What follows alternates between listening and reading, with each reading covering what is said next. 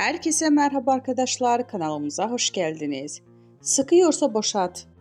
Arzu Sabancı'nın katı kanunlar koyduğu ve bunun aşarsa evlenmelerini kabul etmeyeceğini sosyal medyadan duyurdu. Hande Erçel müstakbel kaynanasına öyle bir cevap geldi ki, ünlü oyuncu Sabancı'nın yaparsan oğlumla evlenemezsin, evlenmiş olsam bile boşatırım diye haber yolladığı ilk kanunu önceden çiğnediği hem de ardından sosyal medyada ilan etti. Hande Erçel Arzu Sabancı'ya sıkıyorsa boşat diye paylaşım yaptı.